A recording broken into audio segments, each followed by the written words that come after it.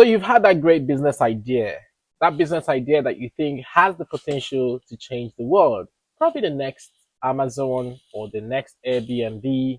It could just even be that corner store down your local street. But there's a challenge right here. How do you raise capital to fund and execute your business idea? Now, that problem is not peculiar to you. In fact, most business founders have listed access to finance as one of the biggest constraints and biggest challenges when they were setting up the business. Now, welcome to Atlas Crossings. And in this video, we're going to talk about different sources of funding that your great business idea. Number one is the familiar friends, family, and fools.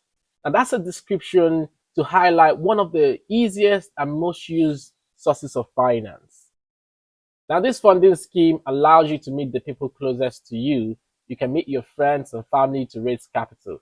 The good thing about the friends, family, and fools funding option is that you need and require minimal documentation to present to them.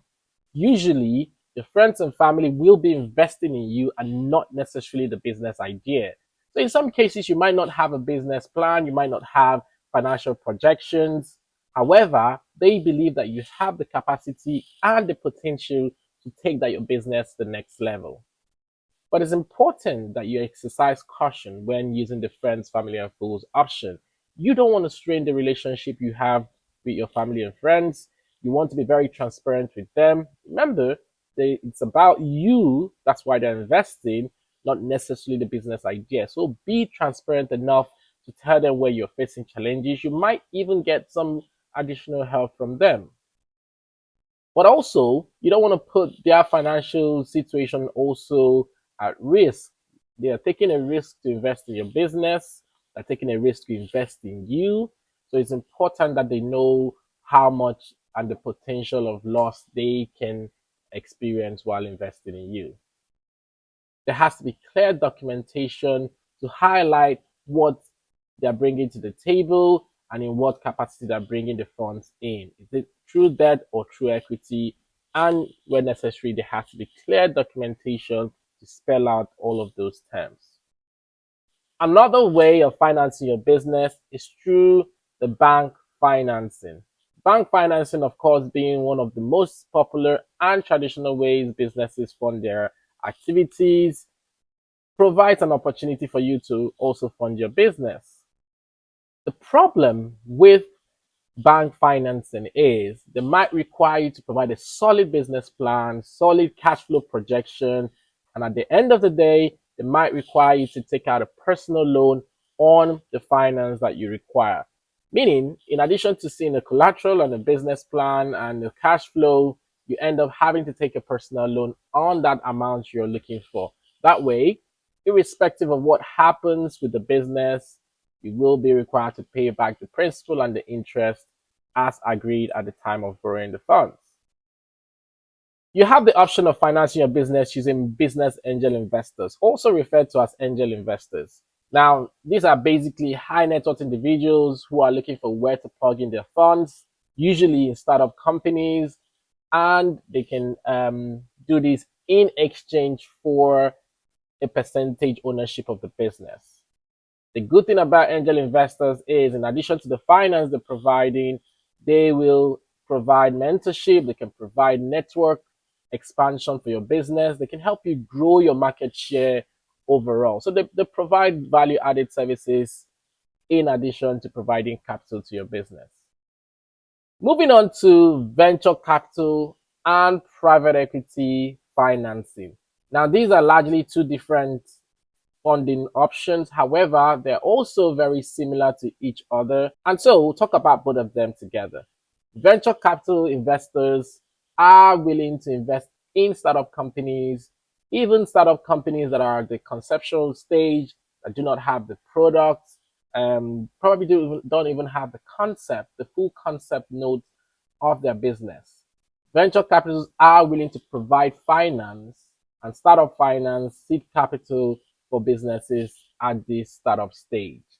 On the other hand, private equity, similar to venture capital, will provide to startups but a bit more established startups that are basically in the operational stage, but that are not listed on the stock exchange market.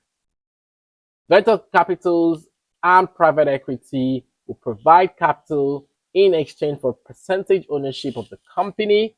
They will typically want to provide board membership.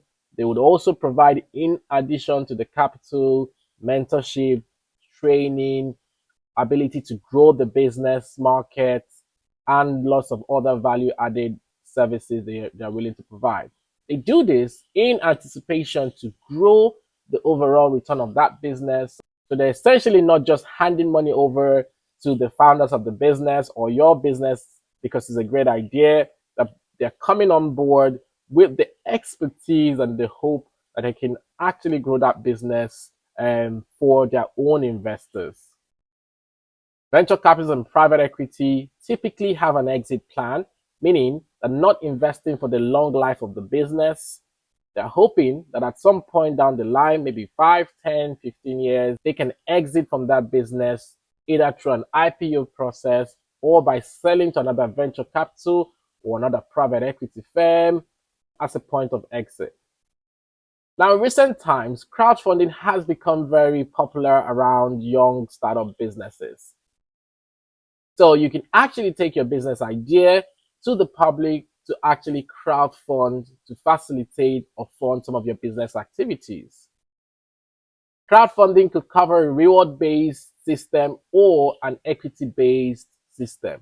Reward-based meaning that you go to the public, you offer your business idea, get them to invest in your business in exchange for a reward. You have to find very innovative reward schemes that can attract investors to invest in your business. The equity crowdfunding, on the other hand, means that investors are investing in your business in exchange for a percentage ownership of the business. There are different platforms that support crowdfunding activities. The most popular ones are the Kickstarters, Indiegogo, and GoFundMe. Now, let's not forget grants. Now, grants are provided by governments, non-profit organizations, foundations, trustees, and even private companies. Now, grants are usually provided to support startups and SMEs and are seen to be social contributions by some of the non-profit organizations. Now, governments understand that startups and SMEs are the engine hubs of social and economic development within several regions. And they provide grants to support the activities of these SMEs, to support the activities of these startups that have the potential to actually generate employment, that have the potential to generate revenue for the economy as a whole. So we have seen over the years several governments around the world creating grant schemes to provide and support and to bridge the shortage in capital for startups and SMEs. It is important to actually look at the local government websites, the government websites, to see what grants are available and how your business actually fits into the grant requirements. Some grants cover specific areas and specific sectors as an incentive to boost development within that sector. Now, these are several ways you can actually fund your business. There are other ways, and an example of other ways you can fund your business would be project financing. Now, project financing is an option where you can actually fund your business using the client's fund. So if you have a project to deliver to a client or a product, the client can provide some part payment, and you use the client's fund to fund your business activity or the project activity. Now, you can fund your business or your activities using the client's fund, and this can happen on an ongoing basis. So every time you have to provide a product or provide a service, the client can fund that process of developing the product itself. Now, it's important to note that all of these different finance options we've talked about come with their own different pros and their own different cons. And receiving the right finance for your business goes a long way in determining if your business is going to be successful or if it's going to fail. Some of these finance options we've talked about can mean that your business is under pressure to either pay back the loan or the business is under pressure to make changes which might change the overall dynamics of your business. You might end up losing some percentage ownership of your company, or even in some cases, all. You might lose control of your business through venture capital or private equity investment. You could basically lose a grip of what your business dynamics originally is. And of course, that passion that you've brought to developing that great business idea might not be the same dynamics that the investors bring on board, as they're more keen to generate immediate profit while you might be looking to make social impact through your business.